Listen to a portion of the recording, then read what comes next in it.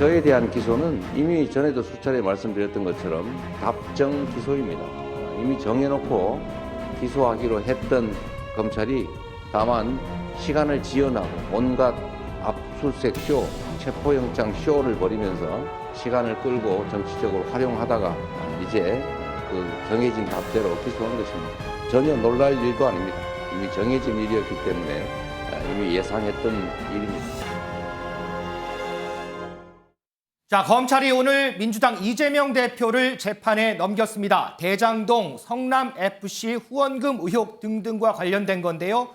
본격적인 수사가 시작된 지 1년 6개월 만입니다. 민지숙 기자, 먼저 이재명 대표의 혐의 좀 정리해보고 갈까요? 네, 이재명 대표 이 성남시장 시절에 이 대장동 개발이익을 확정이익으로 고정을 해서 결과적으로 공사에 약 4,800억 원의 손해를 끼친 이 배임 혐의를 받고 있습니다. 이 돈을 포함해서 이 대장동 민간 사업자들에게 7,800억 원의 이익을 챙기게 한 혐의도 함께 기소가 됐는데요. 네. 또 위례 사업 정보를 밖으로 흘려서 200억 원의 부당이익을 얻게 한 혐의, 또 두산건설과 네이버 등 기업들로부터 축구단 성남FC 후원금 1,300억 원을 유치한 대가로 건축 인허가 등의 편의를 제공한 혐의도 포함이 됐습니다.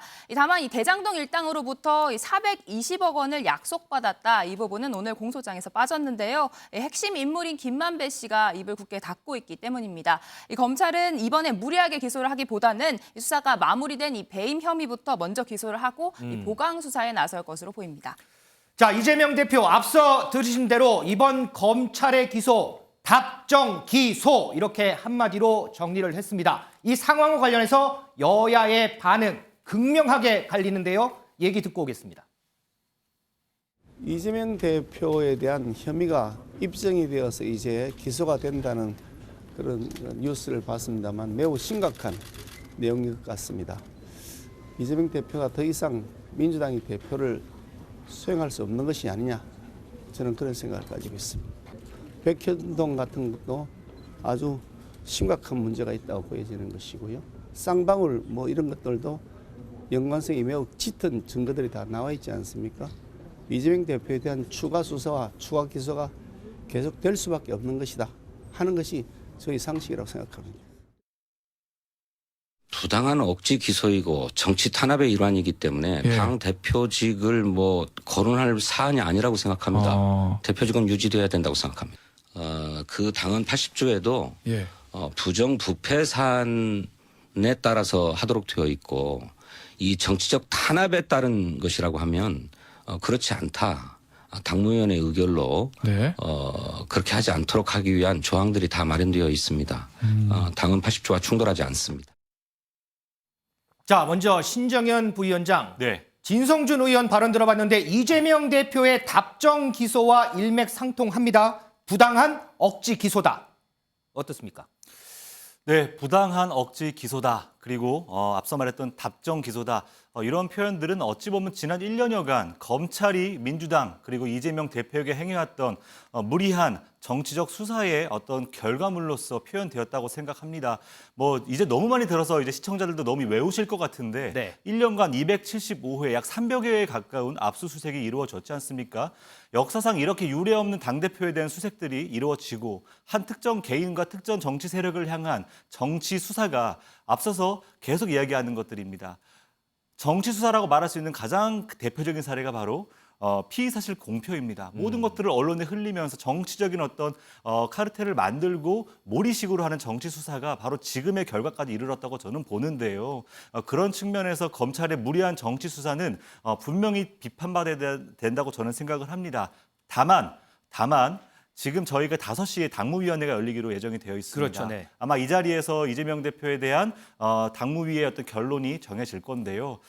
제가 한 가지 염려하는 것은 모든 것은 절차와 과정을 지켜야 됩니다. 그런데 절차와 과정을 지켜 결론에 이르기 전에 당의 주요 인사들, 특히 이재명 대표의 측근 인사들이 이미 결론을 정해놓고 당무위를 열어 젖히는 모습을 보여준다면 국민들은 또 한 번 방탄 정당 아니냐라는 우려를 하실 수도 있습니다. 그런 면에서 저희가 방탄 없이 당의 무리함 없이 이 당무위까지 공정하게 간다라는 것들을 국민들에게 보여드릴 필요가 있다라고 생각합니다. 그 당무위라는 것이 조금 전에 화면에 나왔던 당원 80조와 관련된 건가요? 예, 당원 80조 사망에 정치 탄압이냐 아니냐에 대해서 판단하는 마지막 최종 의결 기구인데요. 네. 이 의결 기구에서 결정을 내리면 이것은 당직 정지에서 다시 정직 취소로 이제 바뀌게 될 것입니다. 그러면 결과에 따라서 당 대표직을 유지할 수도 있고 아니면 당 대표직에서 사임할 수도 있는 그런 상황인 거죠. 그렇죠. 정지가 된 상태로 유지가 되면 사임밖에는 답이 없겠지요. 그렇기 때문에 아마 당무위의 의결 결과는 아마 모두가 예상하는 대로 정치적 탄압이라는 결론으로 내려질 거라고 예측은 됩니다. 앞서 말씀드렸던 것처럼 그럼에도 불구하고 이재명 대표의 측근들 또 우리 당의 주요 당직자들이 이미 결정된 것처럼 자꾸 이제 우리가 언사를 하게 되면 국민들은 방탄 정당으로 민주당을 인식할 수 있기 때문에 저희가 조금은 더 조심해야 될 필요가 있다고 봅니다. 자, 반대로 장해찬 최고위원, 국민의힘은 이거 매우 심각하다 이렇게 정리를 했어요. 네, 사실은 이 배임 액수라던가 또는 성남 FC 관련된 후원금 액수 등이 이제 뭐 1, 2억도 아니고 10억, 100억대, 배임 같은 경우는 1000억대 등에 해당하는 것이고요. 네. 이와 관련해서 뭐 최근에도 다시 화제가 되고 있지만 돌아가신 분들도 상당히 많습니다. 극단적인 선택을 한 실무자들도 있고 무엇보다 기소까지는 수사기관이 할 수 있는 부분입니다만 영장 발부는 법원이 합니다. 그런데 해당 사건들과 관련하여서 김용 전 민주연구원 부원장이나 정진상 실장 같은 이재명 대표의 성남 시절부터 측근들은 네. 구속영장 발부 법원에 해줬습니다. 그것만으로도 뭐 유죄 입증이 완벽하게 끝났다고는 할 수 없지만 이재명 대표의 정치적 책임을 묻기에는 충분하지 않느냐라는 국민적 시각이 있는 것 같고요. 네. 당무위가 열려서 아마 이 당원 80조를 우회적으로 피해가게 될 것으로 보입니다만 당무위도 앞으로 자주 더 열려야 돼요. 왜냐하면 왜요? 기소가 이게 끝이 아니라 그 천화동인 1호 약정돼서 기소될 게 남아 있고요. 쌍방울 대북 송금과 관련해서도 기소가 또 될 가능성이 있습니다. 당무위도 자주 열려야 되고 체포동의안 만약에 구속영장이 2차로 또 청구되면 국회에서 체포동의안도 또 표결해야 됩니다. 그때마다 민주당이 제1야당으로서 무슨 민생 이야기를 해도 이재명 대표 사법 리스크 관련된 부분으로 정치권의 뉴스가 다 덮여버리기 때문에 민주당을 위해서도 이재명 대표가 내려오는 게 맞지 않나 싶고요. 국민의힘 입장에서는 정치 상식상 당 대표직을 내려놓으라고 저희가 말씀드리는 거지. 정치 상식상. 신임 지도부의 어떤 정무적인 유불리 입장으로는 계속 당무위 많이 하시고 체포동의안 표결하시면서 이재명 대표가 총선하시는 게 저희한테는 훨씬 낫죠.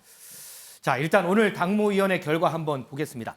민지숙 기자. 자, 이재명 대표가 이제 기소가 됐어요. 그러면서 대장동 관련 사건 너무 많아서 이거 법원도 정신없겠다 이런 얘기도 나오더라고요. 맞습니다. 이 대장동 재판 늪에 빠졌다 이런 표현도 나오는데 오늘 이재명 대표 건까지 대장동 관련 사건 총 12건입니다. 12건이요. 네, 핵심 피고인 15명이어서 이 사건들이 복잡하고 겹쳐 있는 내용도 있어서 이 재판 일정을 잡는 것부터가 쉽지 않을 것이다 이런 이야기가 나오고 있습니다. 또 현직 야당 대표가 매주 거의 일주일에 2번씩 재판정에 나오게 되면 이 집업에 있는 경호 인력 문제도 지금 더 어려워질 것이다 이런 이야기가 나오고 있습니다. 자, 그런데 이재명 대표가 어제 SNS에 글을 하나 올렸는데 이걸 법원이 부적절하다 이렇게 얘기를 했다면서요? 맞습니다. 바로 이화영 전 경기도 평화부지사 이 사건 재판에서 나온 이야기인데요. 네. 이 지난 19일에 이재명 대표가 SNS에 가짜뉴스 생산 과정이란 제목의 글을 하나 올렸습니다. 여기에 쌍방울 사건의 증인신문 조서가 이 캡처본으로 올라간 건데요. 이 검찰은 바로 어제 열린 재판에서 이 사건 관계인도 아닌 제3자 이재명 대표가 이 사건 조서를 공개한 건 문제가 있다 이렇게 문제 제기를 했고요. 여기에 대해 이화영 전 부지사 측은 우리 법인에서 법무법인에서 민주당에 해당 내용을 준 건 아니다 이렇게 해명을 했지만 이 재판부가 나서서 이게 매우 부적절한 사태다. 형사 재판이 진행 중인데 이 소송 서류가 노출되는 건 적절하지 않다 이렇게 지적을 했습니다. 이 소식이 전해진 뒤에 해당 게시글은 현재 삭제가 된 상태입니다. 신정현 부위원장. 근데 이게 좀 궁금해요. 방금 전에 민지숙 기자 설명을 들어보면 이화영 전 부지사 변호인 측에서도 우리가 이거 준 적 없다 이렇게 얘기를 했거든요. 그렇다면 이재명 대표는 이걸 어디서 구했을까요? 어떻게 알겠습니까? 쌍방간에 뭐 변호인 간에 해당 서류를 주고받았다라는 뭐 언론도 나오는 것 같고요. 물론 당사자들은 다 부인하고 있습니다. 근데 그런 이야기도 있지만 뭐 결과적으로 그걸 제대로 알기 위해서는 뭐 그것에 대한 또 다른 수사가 필요하겠죠. 다만 그것의 경위를 저희는 따지기 전에 네. 어쨌든 지금 이 상황 바로 이제 이렇게 부적절한 이 해당 재판 내용들이 SNS에 게재되고 공개되는 과정이 사실 법적으로는 이것이 위법할 수 있거든요. 되게 큰 문제로 더 비화될 수 있는 것이고 사실은 이 쌍방울 건의 문제가 이재명 지사 개인에게 아직까지 절차적으로는 가기 이전의 단계에 있어서 먼저 이렇게 이화영 부지사 재판에 대한 녹취록 공개를 직접적으로 해버렸을 때 자칫 이것이 또 재판의 과정에서 이재명 지금 현재 대표에 대한 불리한 판결로 갈 수 있다는 것을 우리가 좀 직시해야 됩니다. 아무리 억울하고 아무리 불편하더라도 법이 정한 절차와 과정을 지켜야 되는데요. 이런 부분에서는 조금 안타까움을 저도 가지고 있습니다. 자, 이재명 대표가 어제 SNS 글을 이어서 오늘은 직접 쌍방울 사건과 관련해서 언급을 했습니다. 이재명 대표 목소리 좀 듣고 오겠습니다. 쌍방울 사건 관련해서도 계속 이상한 주장들과 또 언론의 왜곡 보도들 사례들이 계속 드러나고 있습니다. 확인된 명확한 증거, 물적 증거로 확인된 내용과 상반되게 이 범죄자들이 이 검찰의 수사를 받고 있으면서 다른 범죄 행위에 대해서는 수사를 하지 않거나 기소를 하지 않는 그런 상태에서 하는 조작된 진술, 과연 객관적인 물증인 문서와 오염될 가능성이 높은 범죄자들의 진술 중에 어떤 게 맞는 얘기겠습니까? 또 대장동에서 이익을 본 것은 다 전직 검사들입니다. 장해찬 최고위원. 본인 재판도 아니에요. 그런데 이화영 전 부지사의 재판 관련 녹취록을 SNS에 올렸어요. 그리고 오늘은 이 쌍방울 관련 재판에 대해서 문제점을 지목을 했어요. 이유가 뭘까요? 그러니까 이제 메신저 흔들기죠. 이 검찰이라는 한 축의 메신저의 신뢰성을 떨어뜨려서 자신의 주장 신빙성을 올리고자 이 측근이었던 이화영 전 지사 재판 기록까지도 SNS에 공개한 건데요. 이게 사법 절차 부분에서 재판부가 매우 불쾌해할 수 있는 일이기 때문에 이재명 대표에게 큰 도움은 안 될 것 같고요.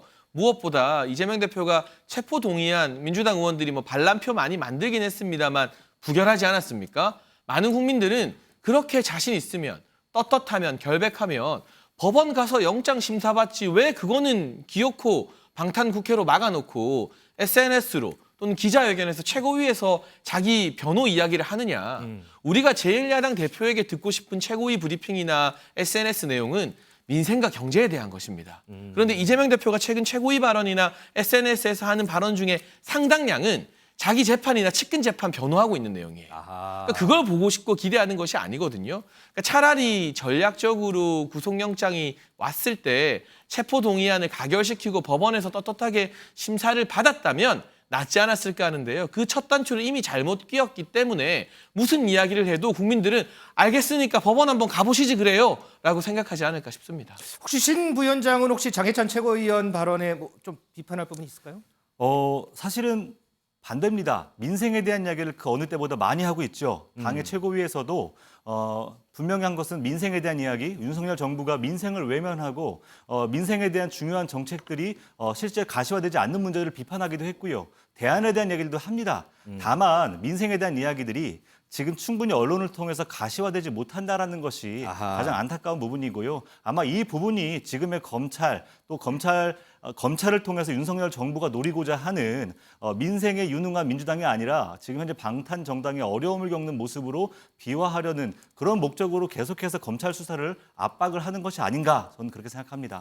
알겠습니다. 이재명 대표의 기소 관련한